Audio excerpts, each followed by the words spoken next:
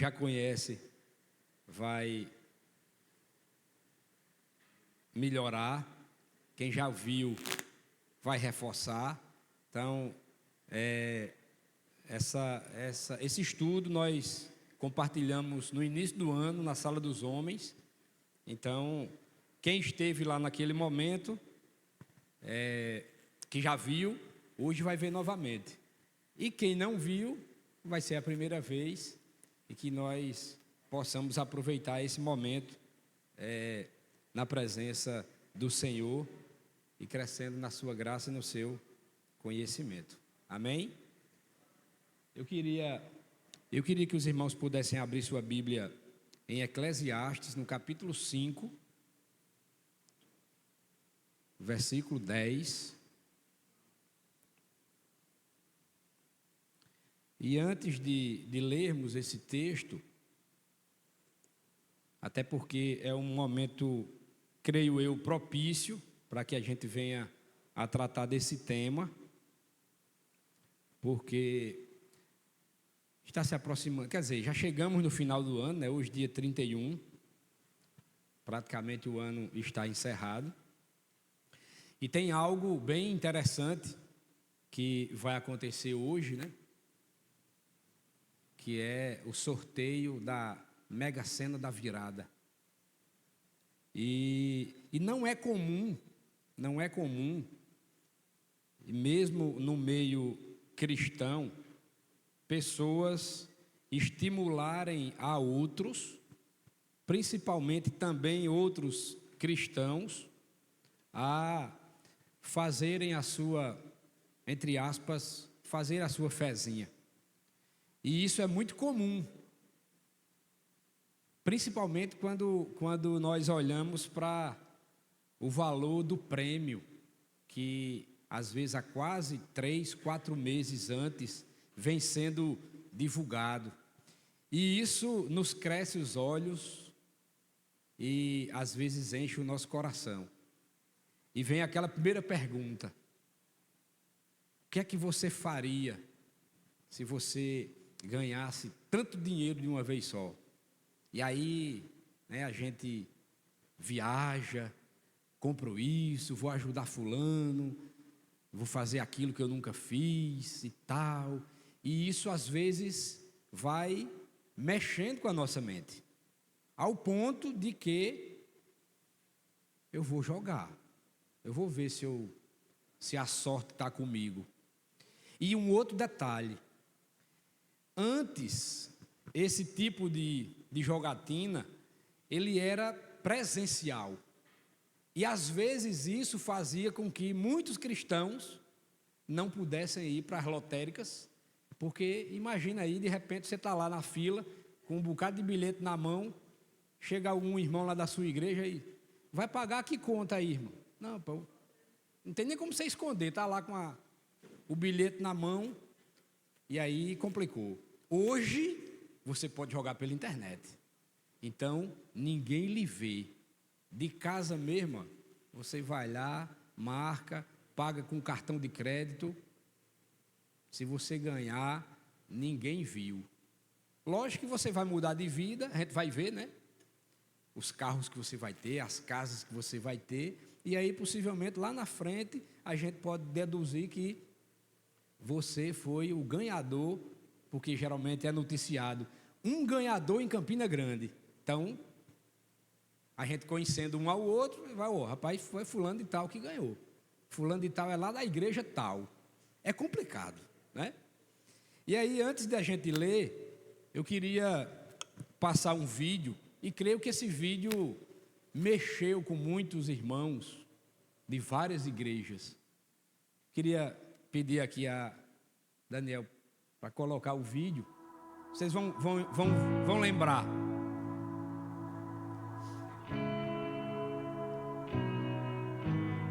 Fala Brasil, seja muito bem-vindo à Bryce Company. Dias 5 e 6, estamos aqui em São Paulo em 2 dias de imersão com os maiores e melhores gerentes da Bryce Company. Estamos em um momento de transição, de crescimento, de avanço, de evolução e já começa o planejamento para 2023. A Bryce Company não para de crescer e o start foi hoje, aqui em São Paulo. Acompanhe aí o crescimento que virá com os maiores e melhores do Brasil, levando a solução única para o mundo inteiro.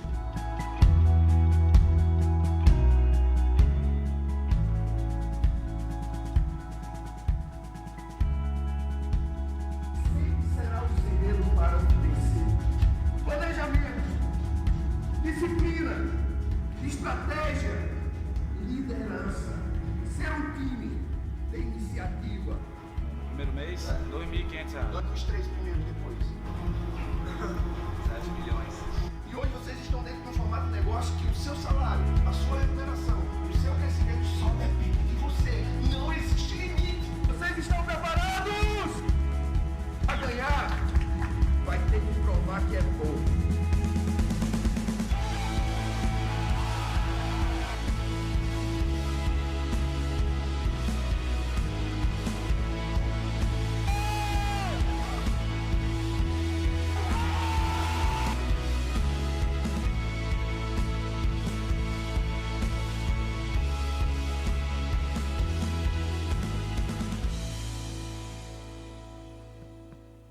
Amém? Alguém lembra? Abra a sua Bíblia em Eclesiastes, capítulo 5, versículo 10. Depois a gente fala um pouquinho mais sobre esse vídeo. Eclesiastes, capítulo 5, versículo 10.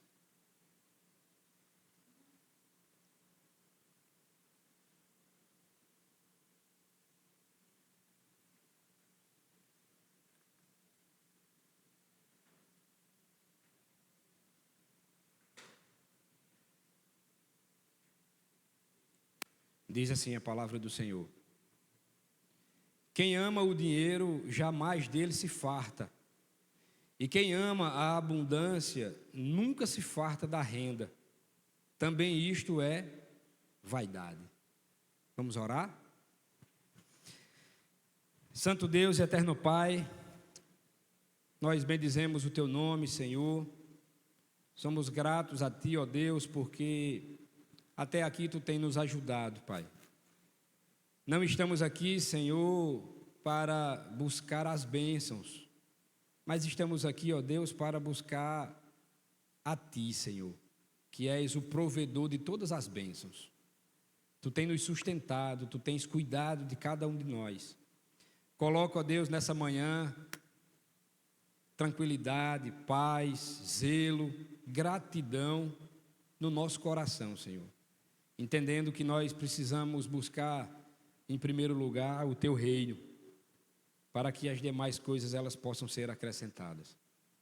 Fica conosco, abre a nossa mente, os nossos ouvidos, o nosso coração e fala, Senhor, a cada um de nós.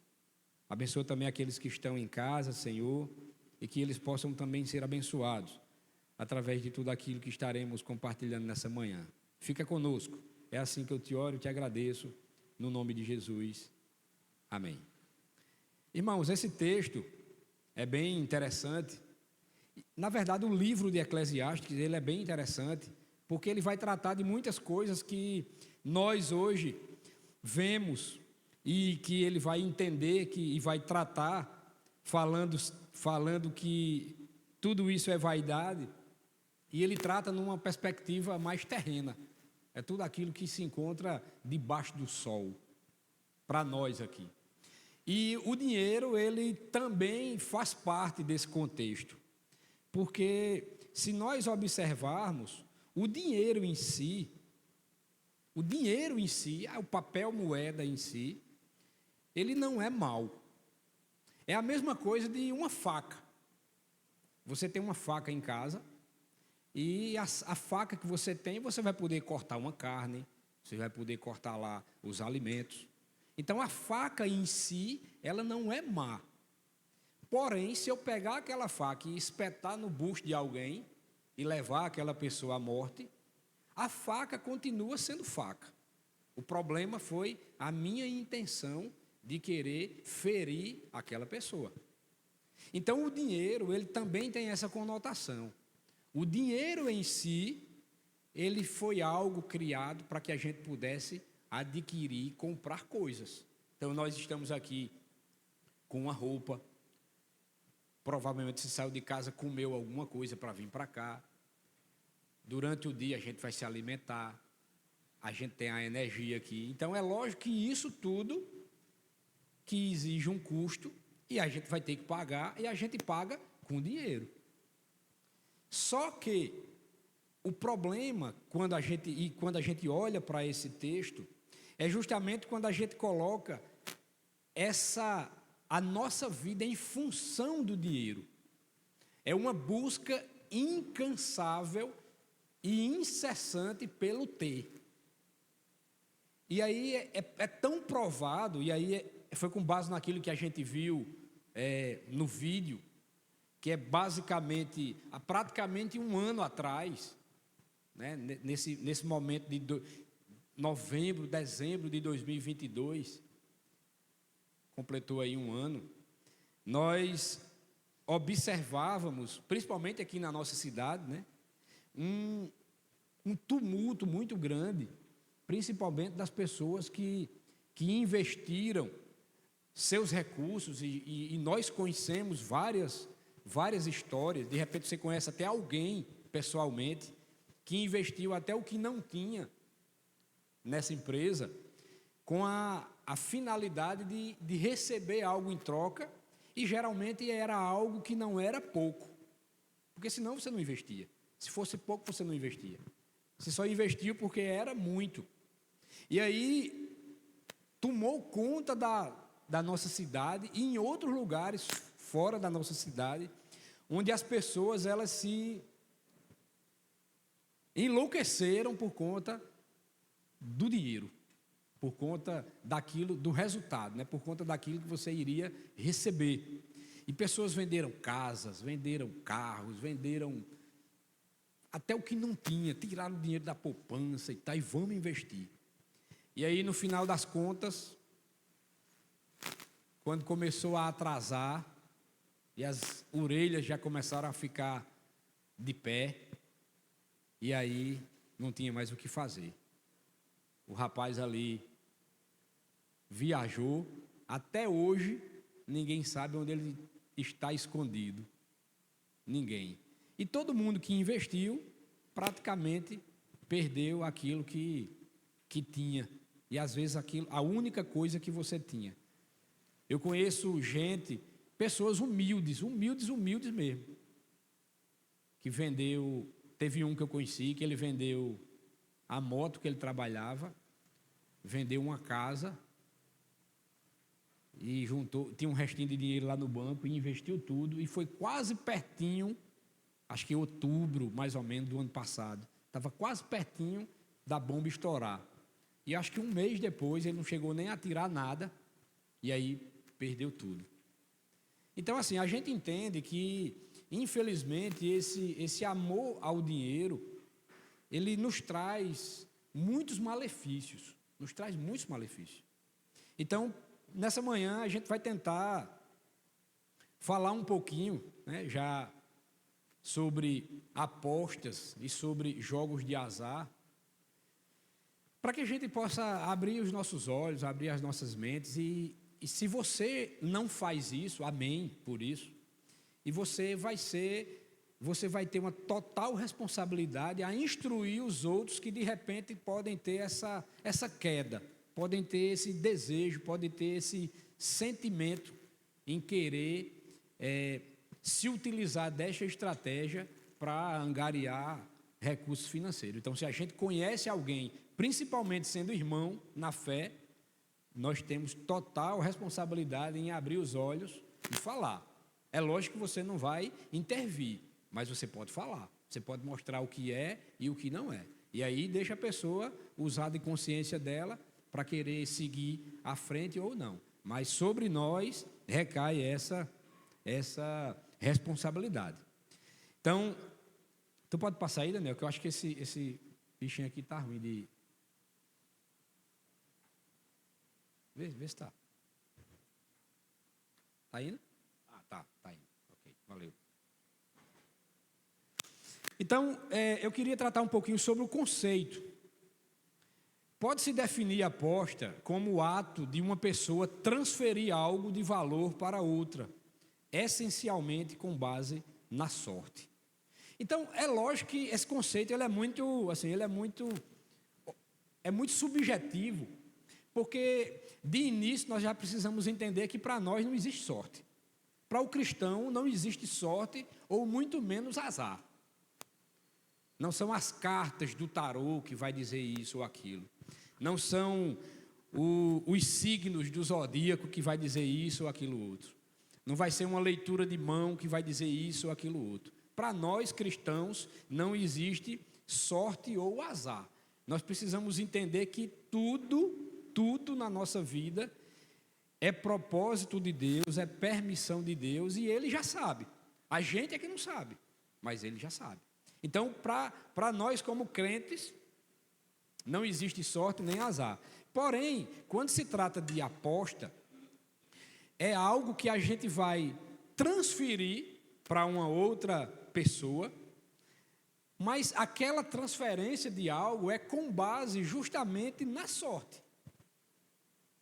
Se a gente for olhar aqui e acolá o pessoal que trabalha com estatística, com probabilidade, e eu acho às vezes até interessante, quando chega muito nesse momento, né, de final de ano, que tem essas loterias, e eles fazem às vezes alguns estudos, algumas análises de probabilidade de como seria se você jogasse um cartão na loteria, quais as chances que você teria de acertar aquele prêmio. E é algo inimaginável. Né? Ele coloca lá em sei quantos milhões de chances. Então a gente entende que é algo que é praticamente muito subjetivo. Você dá só o chute ali e não sabe como aquelas combinações vão se harmonizar e vai sair justamente o seu cartão. Então é algo muito fora do normal, fora do comum. E isso é o que faz com que muitas pessoas possam adentrar por essa área e tentar, por fim da força, ou por sorte, tentar lograr êxito ali e ganhar aquele prêmio. Então, o jogo de aposta, ele também difere de outros riscos, e a gente precisa entender isso.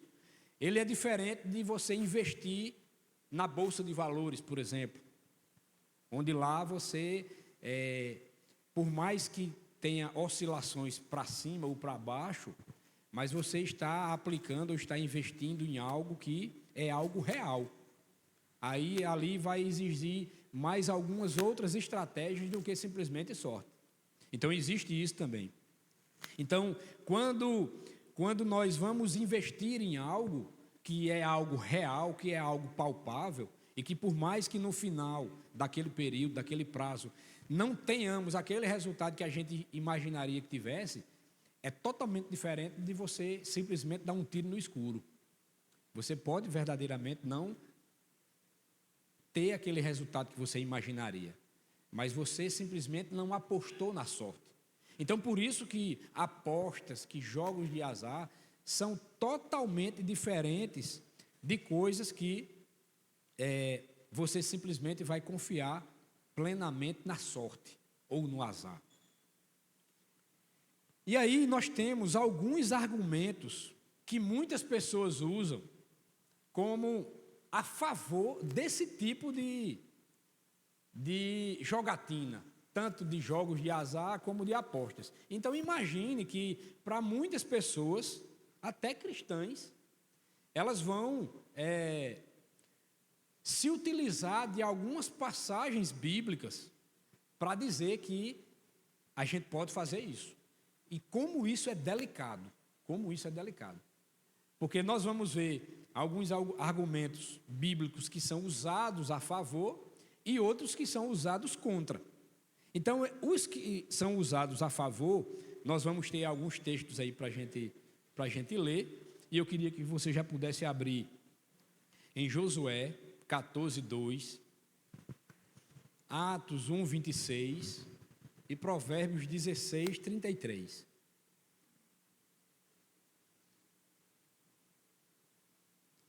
Então, o primeiro argumento que é colocado diante de nós como sendo a favor,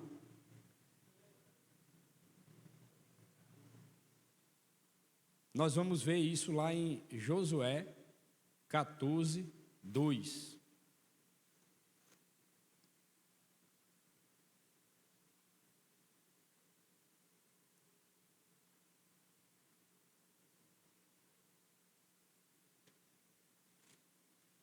Então, Josué 14, 2, se você observar aí no título da sua Bíblia, possivelmente vai ter assim: a terra de Canaã distribuída por sorte. Então, o versículo 2 vai dizer assim: por sorte da sua herança, como o Senhor ordenara por intermédio de Moisés, acerca das 9 tribos e meia. Mais outro, Atos 1, 26, vai dizer assim: e os lançaram em sortes, vindo a sorte recair sobre Matias, sendo-lhe então votado lugar com os 11 apóstolos. E Provérbios 16, 33, vai dizer assim: a sorte se lança no regaço, mas do Senhor procede toda decisão. Então, para essas pessoas que se usam às vezes destes versículos para tentar dizer que é normal, é possível o crente, nós precisamos entender que lançar sorte era prática aprovada na Bíblia. Porém, esse era um método aprovado por Deus e não um jogo de apostas ou azar. E aí ele vai dizer por quê? Porque não se arriscava nada de valor ao lançar sortes. Então, imagina aí, imagina esse versículo lá em Atos, o versículo 26, Atos 1, que a gente leu. Ali estava sendo escolhido quem iria assumir a posição de apóstolo, no qual Matias assumiu. Imagina se os outros apóstolos dissessem: eu vou apostar tantos, né? Lá, o valor lá da época, se fosse hoje, ei, tu vai apostar quanto aí? Eu digo que é Matias, que vai, eu aposto R$5. Aí o outro: não, eu aposto que é fulano, então eu vou apostar 10. E no final, aquele que fosse escolhido, se os outros apóstolos lá tivessem acertado, eles: opa, o seu dinheiro é meu, o seu é tudo é meu, pronto. Então não tem nada a ver com o que foi dito aqui no contexto bíblico. Não se apostava dinheiro. Sorte sempre existiu no contexto de que essa ideia nós observamos, como nesses textos que a gente leu, porém não tinha dinheiro no meio. Não era um jogo valendo algo, não era uma aposta valendo algo. Então, esses 3 textos, existem outros. Lançar sorte era prática aprovada na Bíblia, porém, nada de valor era envolvido. Um outro ponto que cita aqui também para as pessoas é que os soldados apostaram pelas vestes de Jesus. A gente vê isso naquele momento, quando Jesus está ali já crucificado, e os soldados, eles apostaram, né, quem ficaria com as vestes do rei dos judeus, né, naquele momento ali onde eles estavam caçoando com o Senhor, ele já na cruz. E aí, mesmo a gente entendendo que houve e naquele contexto ali, eles apostaram algo. E por mais que cite essa passagem na Bíblia, mas nós entendemos que não foi uma atitude aprovada por Deus. Então, o fato de que existiu lá o jogar sorte nas vestes para ver quem ficava, não foi algo que era aprovado por Deus. Mas vamos mais. A palavra aposta, porque tem muita gente que também se utiliza dessa estratégia, ela sequer aparece na Bíblia.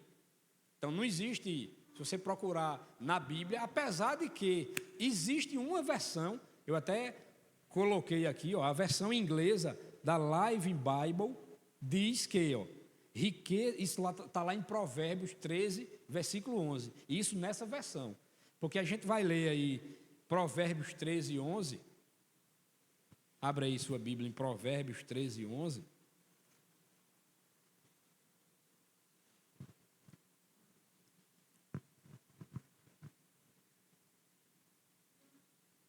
e na nossa Bíblia diz assim, ó, os bens que facilmente se ganham, esses diminuem, mas o que ajunta a força do trabalho terá aumento.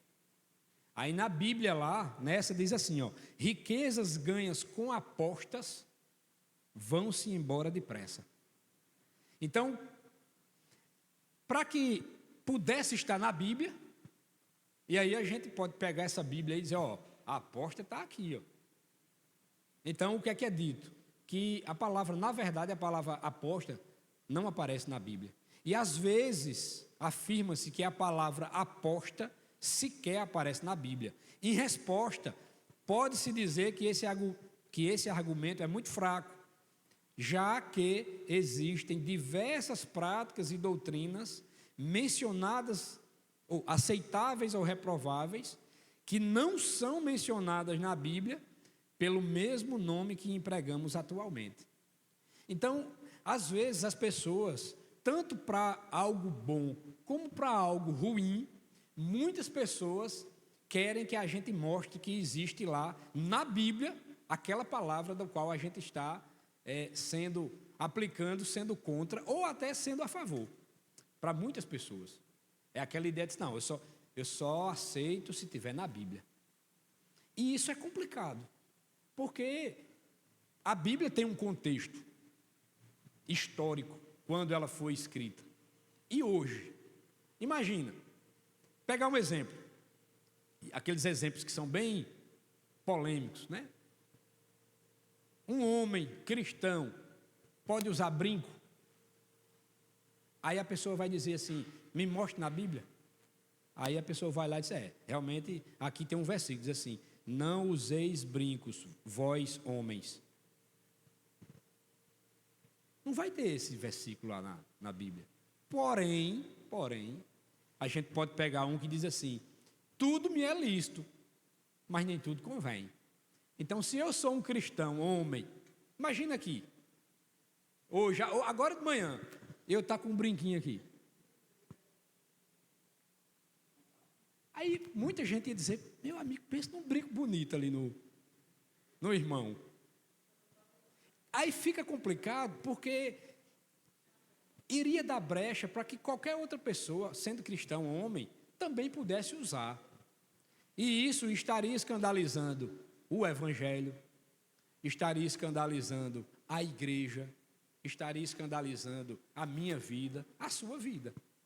Então, mesmo que eu gostasse, eu principalmente não iria usar, porque iria escandalizar tudo isso que eu falei, o irmão, a igreja, o Evangelho, a Cristo. Então, é lógico que vai ter muita coisa, tanto para o lado bom, como para o lado ruim, que não vai ter literalmente a palavra lá que você quer que tenha. Não vai ter. E aí a gente precisa entender que, nesse contexto, a palavra aposta nem sequer existe na Bíblia.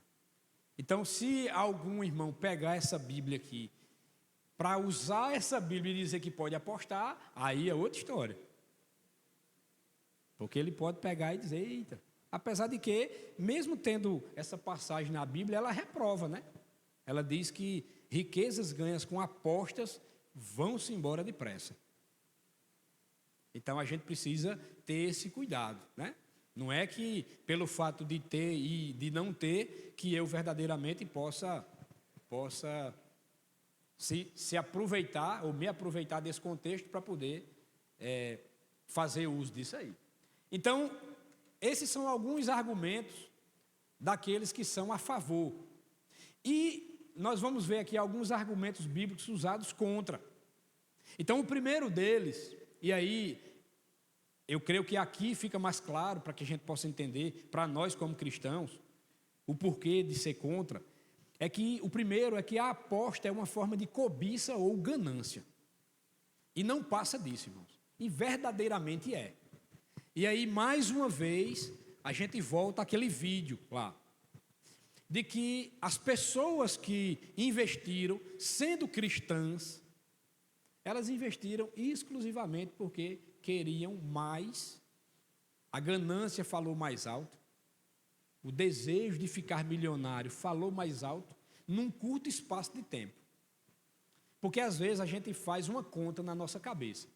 De repente você recebe um salário mínimo e você tem X idade, X anos de idade. E aí se você disser assim, não, eu quero ficar milionário um dia. Aí você vai calcular o tempo que você tem de vida, a expectativa de vida que você tem e vai multiplicar pelo valor que você recebe. Possa ser que você não chegue nunca. Então, se aparece um outro meio, uma outra forma de que eu possa ficar milionário rapidinho, o que é que eu vou fazer? Eu vou entrar. Eu vou entrar nessa área aqui, vou entrar nessa onda, vou surfar nessa onda. E aí é onde a gente mete a cabeça na parede. Então, a aposta é uma forma de cobiça ou ganância. E aí vamos abrir em Êxodo, capítulo 20, versículo 17.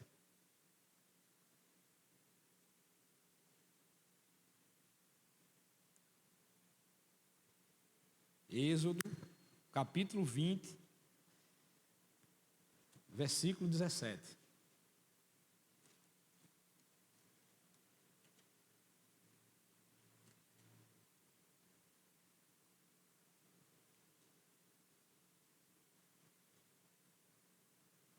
E aí diz assim: não cobiçarás a casa do teu próximo, não cobiçarás a mulher do teu próximo, nem o seu servo, nem a sua serva, nem o seu boi, nem o seu jumento, nem coisa alguma que pertença ao teu próximo.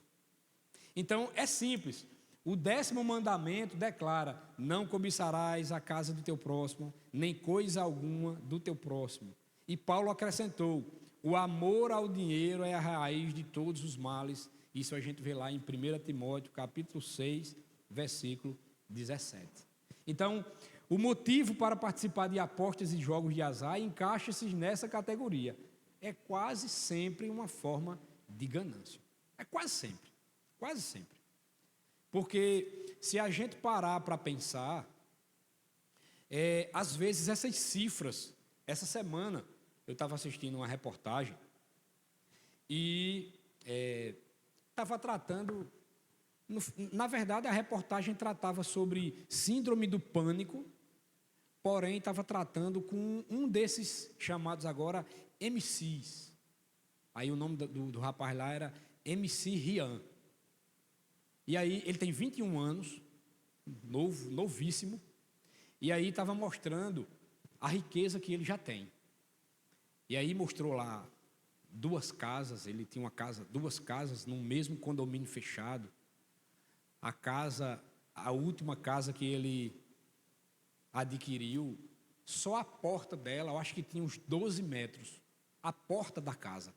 Para abrir tinha que ser 2 pessoas empurrando, aquelas portas que fazem assim. E eu fiquei só observando a reportagem em si. Na garagem, eu acho que tinha uns 8 carros, o mais barato custava R$1,5 milhão.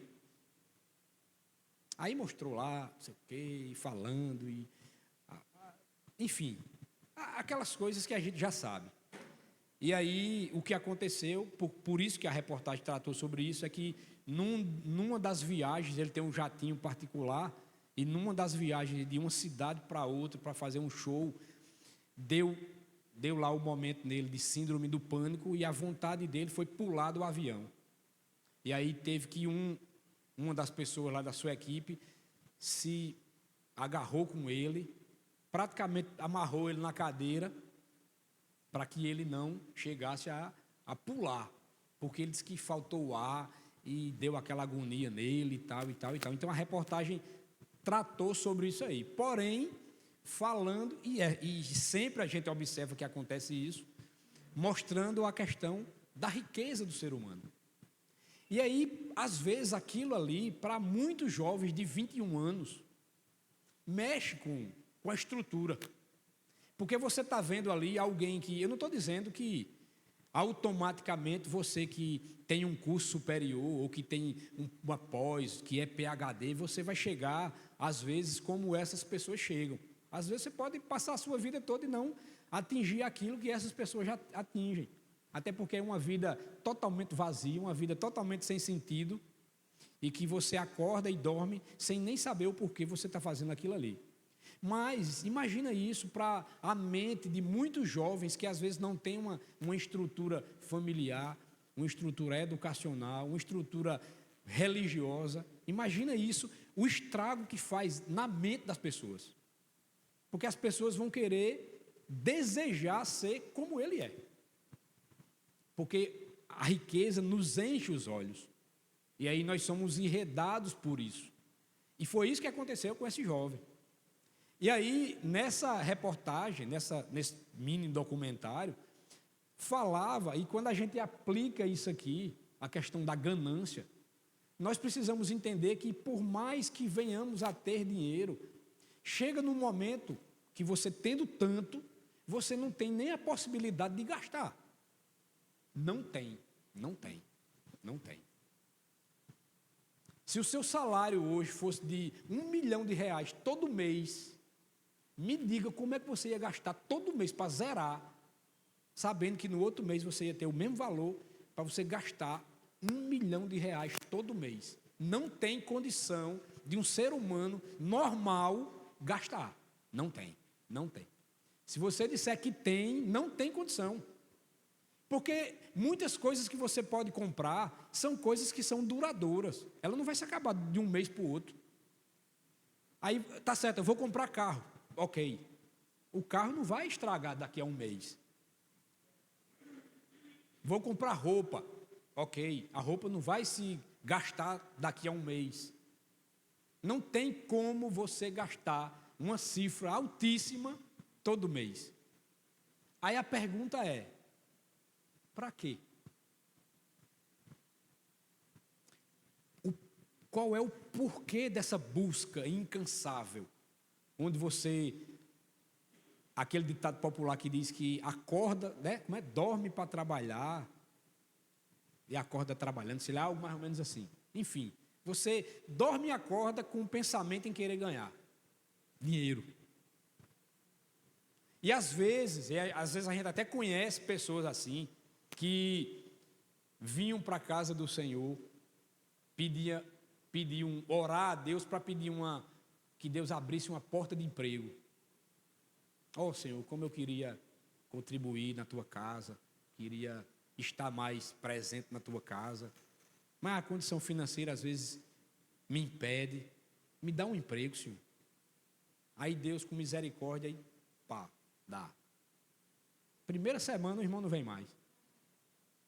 Aí quando você vai perguntar, de repente a gente conhece alguém e tal, mas irmão, mas nunca lhe vi, rapaz, o emprego está tomando meu tempo todinho, de domingo a domingo, não tenho nem como vir mais para a igreja. E aí? Às vezes com tão pouco, salário mínimo, e aí você já trocou aquilo que tem muito mais sentido na nossa vida. Eu não estou querendo dizer aqui que a gente não vai trabalhar, que a gente não vai procurar ganhar o nosso valor para se sustentar a nossa família. Não é isso. Não é que agora a gente vai sair daqui e todo mundo, né, dizer que dinheiro não presta, que é isso, aquilo outro. De jeito nenhum. Nós precisamos nos manter. A questão é o quanto nós precisamos. É o quanto. Então, se alguém lhe fizesse uma pergunta, com quanto você estaria satisfeito financeiramente para você se manter? Será que a gente teria essa resposta? Será? Porque nós somos tendenciosos a até dar uma resposta. X reais. Ok. Pode observar que quando nós chegamos num determinado patamar, o nosso desejo é querer mais. E isso é do mais simples ao mais requintado. Pode observar. Se você batalhar para ganhar um salário mínimo, amém. Quando você ganha um salário mínimo, aí você começa agora a querer desfrutar de algo que você antes não podia, e aquele mínimo não dá mais. Aí é onde entra as horas extras, os domingos, as noites, porque agora eu quero ter um outro nível que aquele que eu tenho hoje já não dá. Então, é perigoso. E o ser humano, ele é muito tendencioso para que ganância, para que algo assim entre no nosso coração e nos motive além da conta de querer cada vez mais. E isso é perigoso. Aí um outro, Êxodo, vamos abrir aí Êxodo, já que a gente está em Êxodo, 20:15. Diz assim: não furtarás. E aí, a gente olhando para esse 8º mandamento, a gente entende que jogar ou apostar em loteria, como hoje, né? Vai ter o sorteio aí da Mega da Virada. É uma maneira indireta de roubar dos pobres. De repente você pode até nunca ter pensado nisso. Mas se você parar para pensar, você pode observar que esse tipo de loteria, loteria oficial, é uma loteria que é administrada pelo governo. É por isso que ela, entre aspas, ela não é ilegal. Por isso que a gente vê as propagandas na televisão. O próprio governo, né, usa artistas, existem pessoas influentes que fazem a propaganda para que você possa, no dia tal, fazer a sua aposta. E aí, no que ela... Aí, de repente, você pode estar perguntando, sim, mas o que é que tem a ver o pobre aí nesse contexto aí da loteria, né? A questão é que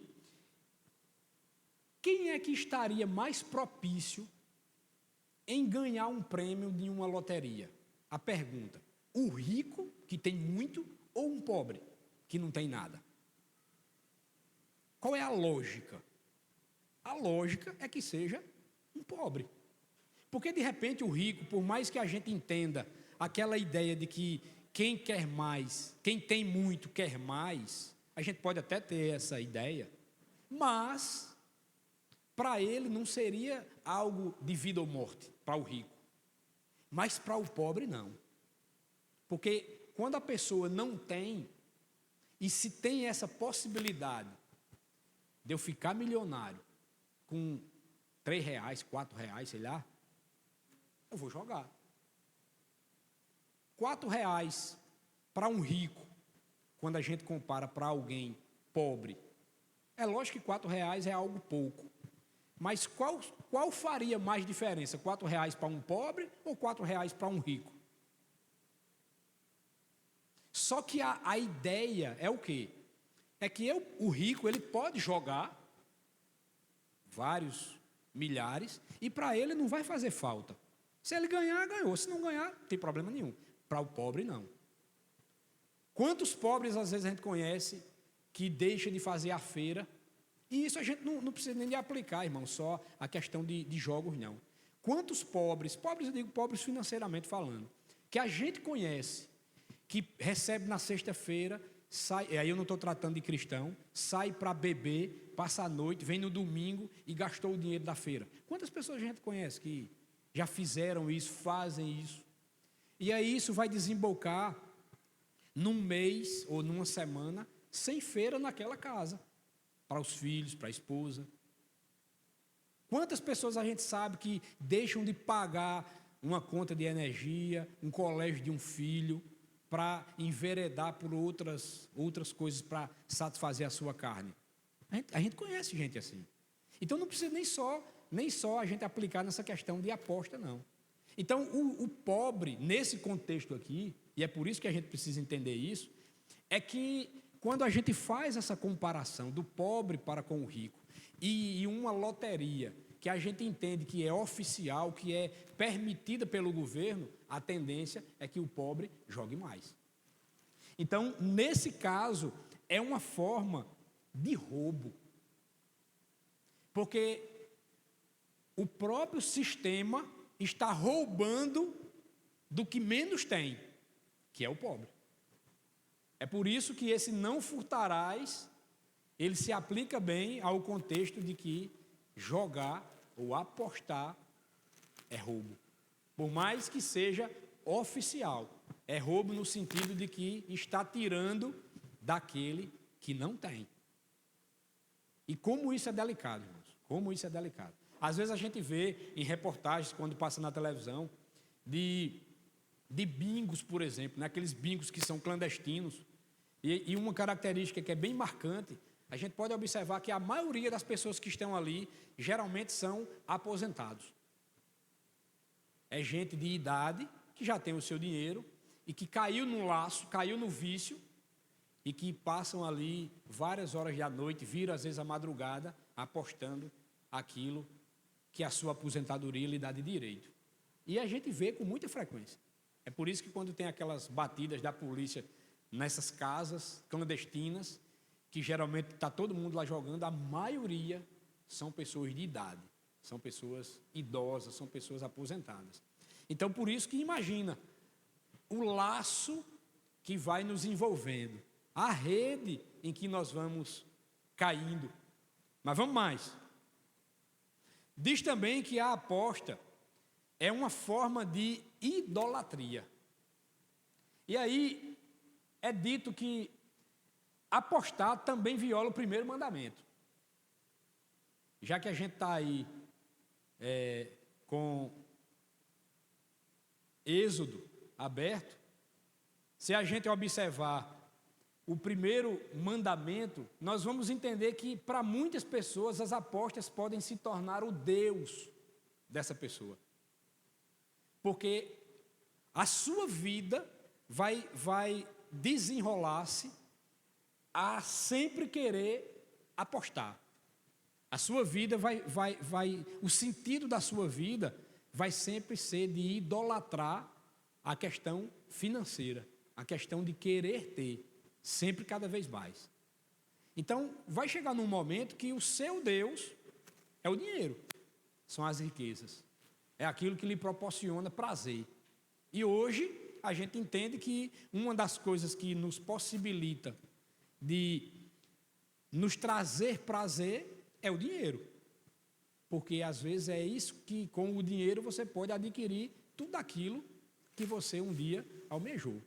Eu me lembro que, hoje não, que eu não aguento mais ficar tanto tempo, assim, dormir tão tarde. Mas antes eu gostava muito, às vezes. Quer dizer, não é que eu gostava. Teve um dia que eu liguei a televisão, já um pouco tarde, e apareceu estava passando lá para mim, naquele momento, era como se fosse, não era uma propaganda, mas era algo que estava tratando sobre, essa primeira vez, estava tratando sobre hotéis. E ele estava fazendo um top 10 dos hotéis. Ele começou do 10º hotel, aí estava mostrando a estrutura do hotel, o valor da diária, o que é que tinha no hotel, aonde era. E aquilo foi me chamando a atenção, e aí vamos para o 9. Aí mostrou lá. Tá. Eu sei que o primeiro hotel, o top 1, era um hotel, acho que mais naquelas bandas ali do Caribe. E o hotel, Neto, os quartos do hotel era embaixo da água, era embaixo do mar. Foi um negócio, eu nunca tinha visto. Imagina aí você passar um dia onde as suítes do hotel ficavam submersas nas águas do mar. Você via os peixes passando assim, tal, que era tudo de vidro, muito bonito. Aí a diária, eu não lembro, mas parece que a diária era 30 mil reais. Um dia. A irmã Ana fez só. Só que, quando acabou o top 1, aí a pergunta era, como mostrava pessoas lá, né, nesses hotéis e tal, quando acabou o top 1, aí a pergunta era assim, se eles podem, por que você não pode? Aí quem era? Igreja Universal. Eu digo, pelo amor de Deus, misericórdia. E isso aí foi interessante. Eu não sei se hoje eles ainda fazem, mas eu lembro que, não sei se foi uma semana, mas eu sei que ainda 2 vezes depois eu ainda assisti de carro e de moto. Era tudo nesse padrão. Mostrava o top 10 dos carros, mostrava o top 10 das motos, e no final era o mesmo convite. Se eles podem, por que você não pode? Será que tem alguma coisa parecida com o que a gente viu aqui no vídeo? Pode observar que essas pirâmides, elas são sempre assim. Se fulano pode, é por isso que eles vão lá para frente. É por isso que eles recebem um botãozinho de diamante, de rubi, de isso ou aquilo outro. Porque você olha para ele e diz, eu posso. E você é estimulado a poder. Eu posso. Quando você mostra uma chave de um carro, eu posso. Quando você mostra tal coisa, eu posso.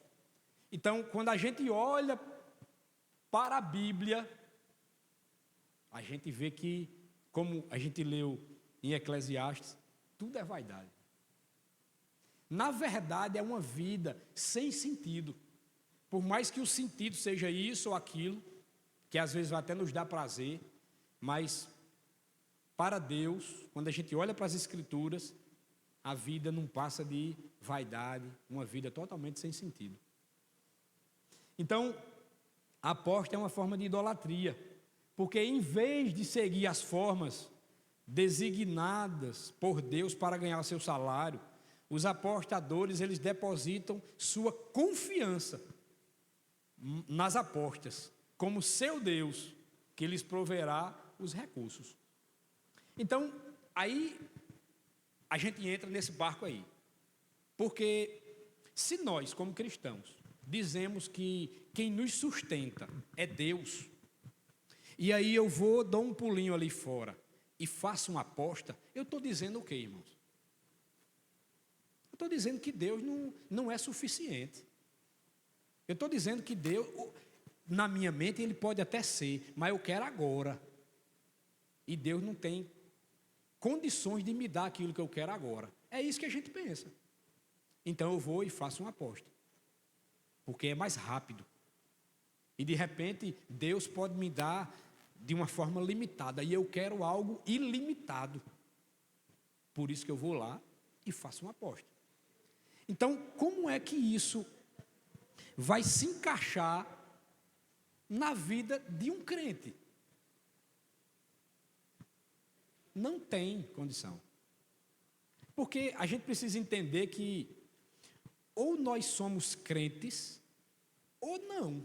Não tem um no meio aí, mais ou menos. Eu estou buscando, eu estou... Não. Neto.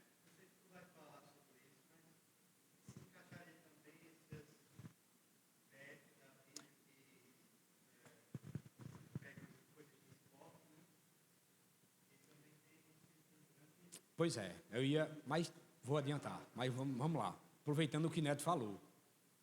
Aí agora se popularizou a tal das bets, né?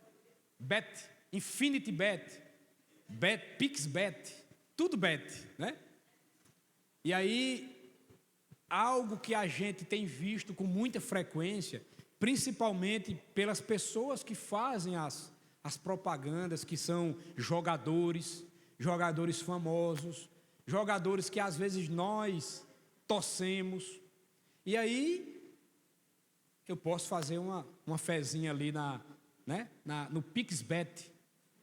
E aí nós somos bombardeados quase que 24 horas nos canais de televisão, onde você pode fazer sua aposta lá, né? E de repente, se você acertar lá o placar, ou sei lá, né? E vai ganhar aquele X lá. Alessandro.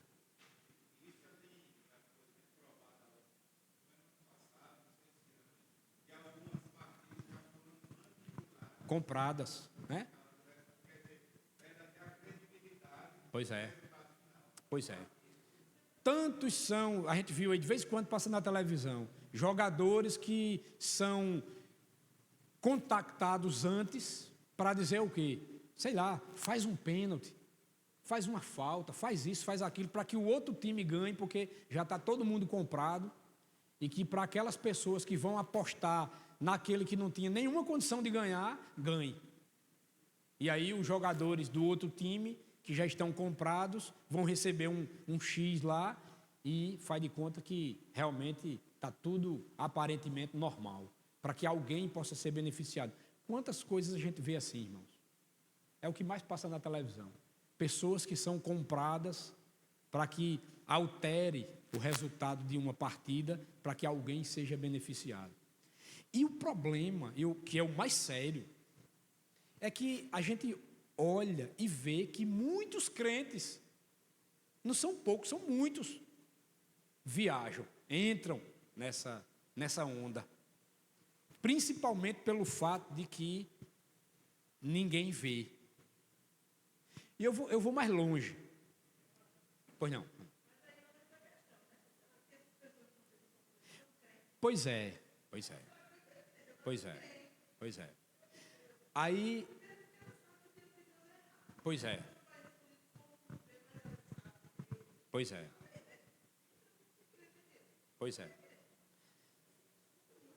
Então a gente entende, irmão, que por mais que você esteja lá sozinho e que você possa agora, via internet, fazer a sua aposta sem ninguém ver, sem fazer com que ao ganhar o prêmio você não apareça, mas você tem que botar uma coisa na sua cabeça: Deus está vendo. Se ninguém vê, se o planeta Terra todinho não vê, Deus está vendo. Então, eu concordo, né? Como a gente não tem como ver aqui, crente, na mente, na testa daqueles que fazem, a gente não tem como saber, mas a ideia é de que até que para a gente que não tem essa prática e entende que ela é errada, cada vez mais nós possamos nos alicerçar na palavra do Senhor e instruir esses outros que de repente podem ter essa tendência, ou até numa conversa conosco ou outra, possa escapulir algo, ou um desejo momentâneo, de dizer até que não tem problema, porque hoje, outra coisa que é normal é que não tem problema nenhum, porque isso não está afetando nada, isso não está prejudicando ninguém, então não tem problema, hoje nada tem problema, pode observar que tudo é comum, tudo é normal, e nessa normalidade é onde a gente vê que o mundo já entrou na igreja. Esse é o problema. Então, para que a gente possa combater e ajudar até algum irmão que de repente pode ter essa tendência, ou pode até ter vindo antes da sua conversão de uma vida dessa, e que fica latente ali no seu coração. Por isso que recai sobre nós essa responsabilidade. É lógico que a gente não vai pegar na mão do irmão e dizer, não marque não esse negócio não. Mas recai sobre nós a orientação, a instrução de dizer que é errado, quais são as consequências, isso aí sim. Agora, se ele, além disso, ainda continuar, aí a gente não tem o que fazer. Mas a gente vai entender que o irmão, na sua segurança da fé, ele ainda não é. Então, por isso que exige de nós esse comprometimento e essa responsabilidade. Então, a gente precisa entender que, quando a gente aposta, nós estamos tirando de Deus aquilo que realmente Ele é para a nossa vida. E mais, a aposta é uma falta de fé na provisão de Deus, é aquilo que a gente já falou. A gente está dizendo que Deus ele não nos provê. Olha o que é que diz aí em Mateus, capítulo 6, versículo 24. É um texto antes daquilo até que Iveson leu aqui hoje na devocional. Quando ele falou sobre, quer dizer, um texto antes, que ele leu a partir do 25. Mateus 6, 24. Quando ele falou ali sobre a ansiedade. Olha o que é que diz aí. Ninguém pode servir a dois senhores, porque ou há de aborrecer-se de um e amar ao outro, ou se devotará a um e desprezará ao outro. Não podeis servir a Deus e às riquezas. E isso é delicado. E é delicado, irmãos, quando a gente olha para essa passagem, nós procuramos entender aqui que nesse texto, nós observamos que o dinheiro, ele é tratado aqui como um senhor. Ele não é tratado como qualquer coisa. Ele é tratado como um senhor. É por isso que aquela ideia de que dinheiro é o Deus Mamon, e aqui ele é tratado como o Senhor. Esse Deus Mamon, que é um Senhor, pode ser o Senhor da sua vida. E isso é perigoso.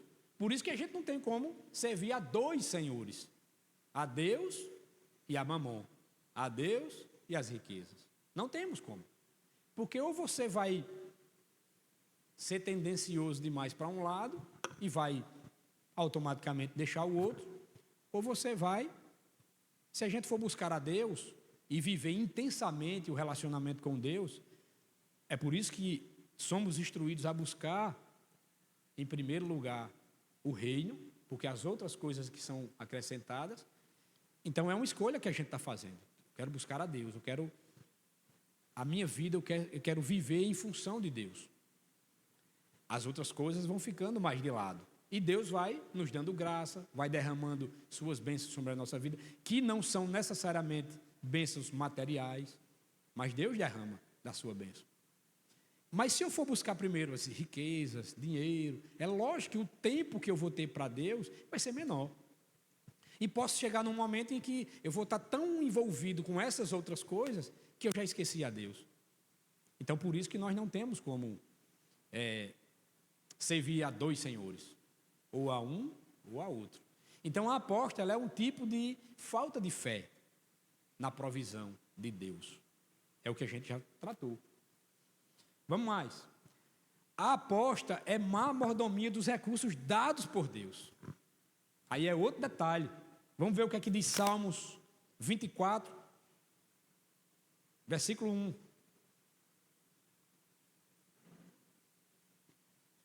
Salmos 24, versículo 1. Diz assim: ao Senhor pertence a terra e tudo que nela se contém, o mundo e os que nele habitam. Então o salmista afirma aqui que ao Senhor pertence a terra e tudo o que nela existe. Então quando nós apostamos, quando nós fazemos isso, nós estamos dizendo que não reconhecemos que tudo que temos vem de Deus e pertence a Ele. A gente está dizendo isso. Que nada, que tudo que pertence a Deus é como se não pertencesse a Ele, e que tudo aquilo que nós temos é como se não viesse dEle. Porque nós estamos colocando a nossa vida financeira, entre apostas, entre jogatinas e entre tantas outras coisas. Mas vamos mais. A aposta despreza a maneira designada por Deus para o ganha-pão. Vinícius.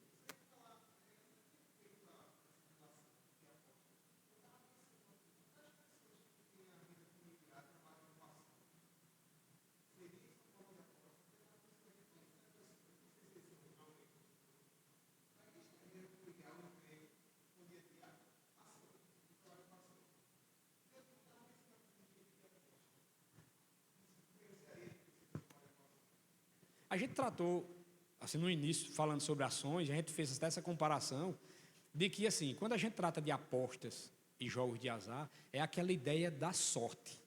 Eu estou jogando no escuro, que eu não sei se vou ganhar. Diferentemente de ações, que é um investimento. Por exemplo, a gente poderia investir na poupança. Não é a ideia de que é errado, não é a ideia de que eu estou tirando tudo isso de Deus sobre a minha vida, e ações se encaixam nisso aí, porque ações é um investimento que você pode, daquilo que você tem sobrando, mesmo que seja seu pouco, e você está investindo lá em ações.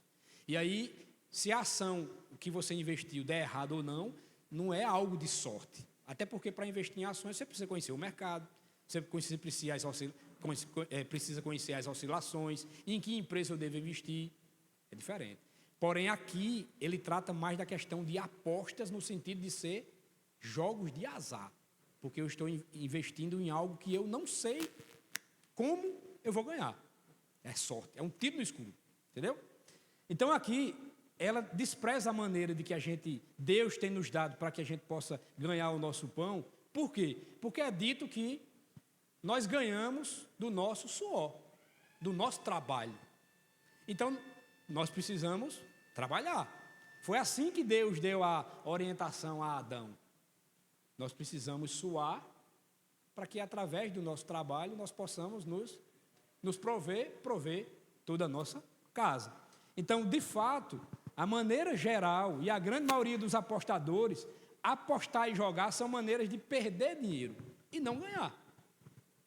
Quem aposta, a probabilidade maior é de perder. E aquela ideia de que eu vou jogando, e um dia eu ganho, mas se a gente for comparar, possa ser que aquilo que eu já tenha gasto nem tenha voltado. Mas acende aquela ideia, então eu ganhei, então eu vou jogar de novo. E aí você está enredado, né?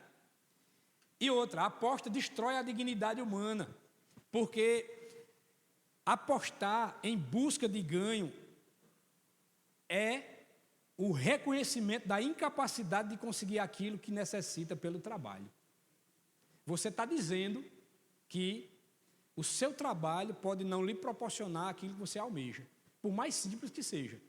Então, por isso que a aposta destrói a dignidade humana. É por isso que hoje a gente vê tantas pessoas que não estudam mais. Todo mundo hoje quer ser youtuber. Por quê? Porque é mais fácil. Conta uma piada lá, 1 milhão de pessoas assistem o vídeo, dá uma risada, entra dinheiro na conta dele, aí ele vai querer estudar, ele vai querer crescer, ele vai querer se especializar em algo, ele vai querer trabalhar, ele vai querer cumprir o seu horário. Não vai. É muito mais fácil você ser youtuber, enveredar por essas outras áreas. Então, destrói a dignidade humana. A gente precisa entender isso. E outro, que são os argumentos morais e sociais, aí esse eu vou só ler rápido, para a gente já finalizar, é que o argumento estatístico contra a aposta, cerca de 90% dos apostadores, de alguma maneira, e mais de 95% perdem mais do que aposta, do que ganham. O grupo inteiro dos ganhadores consegue de volta menos da metade do que apostou. Investimento bem ruim, quaisquer que sejam os padrões. Então, menos da metade, aquilo que a pessoa investiu, ele recebe de volta. Isso se você for um jogador frequente, contínuo. Outro também, jogos de aposta têm má influência sobre a sociedade, porque crimes, drogas, prostituição, mais de 98% dos apostadores compulsivos cometem crimes, porque para lhe manter no vício, você tem que praticar alguma coisa que geralmente é ilegal. Jogos de azar legalizados incentivam os ilegais. Por quê? Porque existem mais vantagens na aposta ilegal. As pessoas podem apostar fiado e podem omitir os impostos sobre os ganhos das apostas que não são declarados para o governo. Então, os oficiais estimulam os ilegais, porque nos oficiais tem toda uma regra. Nos ilegais, não. Você ganha, esconde, de repente você está esquentando dinheiro que vem de drogas, de prostituição, de contrabando, e isso ou aquilo outro. Então, estimula. Uma outra, o argumento do corrompimento moral contra a aposta, a jogatina tem efeito moral degenerativo na sociedade. Ela incentiva a irresponsabilidade, rouba o pobre, estimula a ganância, imoralidade patrocinada pelo governo, pois explora a fraqueza da natureza humana. Onde quer que existam jogos de azar legalizados, encontram-se também o crime, as drogas, a prostituição e a jogatina ilegal. Tem uma frase aqui de George Washington, quando ele diz assim: jogatina é a filha da avareza, a irmã da iniquidade e a mãe do malefício. E por fim, a jogatina não apenas viola muitos dos 10 mandamentos, é também uma aposta ruim em termos estatísticos, culturais, sociais e morais. Destrói os indivíduos, as famílias e a sociedade. Então, se você, como cristão, ainda tem essa prática, pare e pense em que Deus você serve, ou a que Deus você serve. Então, que o Senhor possa aplicar isso no nosso coração, que o Senhor possa nos usar para que possamos instruir outros irmãos, outras pessoas que de repente têm essa fraqueza, que de repente têm essa fragilidade e ainda assim não depositam a sua inteira confiança no Senhor. Amém? Que o Senhor nos abençoe, que o Senhor aplique a sua palavra ao nosso coração. Vamos orar? Maravilhoso Senhor, somos gratos a Ti, ó Deus, por mais essa manhã na Tua presença, manhã em que tratamos, ó Pai, de um tema tão importante, Senhor, nas nossas vidas, na vida de toda a sociedade e principalmente na vida daqueles que Te temem, ó Deus. Ó Pai, não nos deixa enveredar por esses caminhos, coloca no nosso coração esse desejo e essa responsabilidade de instruir outros irmãos também da fé, que porventura, ó Deus, tem essa dificuldade. E outras pessoas, familiares nossos, amigos de trabalho, de escola, vizinhos, ó Deus, mostrando os malefícios, ó Pai, as consequências desse tipo de prática. Ó Senhor, aplica, ó Deus, a Tua palavra, nos instrui a cada vez mais, Senhor, e que possamos colocá-la em prática, não apenas vê-la na teoria, mas que seja uma prática da nossa vida. Até porque, Senhor, a vida cristã é um estilo de vida. Ó Deus, fica conosco, nos abençoa. É assim que eu te oro e te agradeço. No nome de Jesus. Amém. Que o Senhor nos abençoe.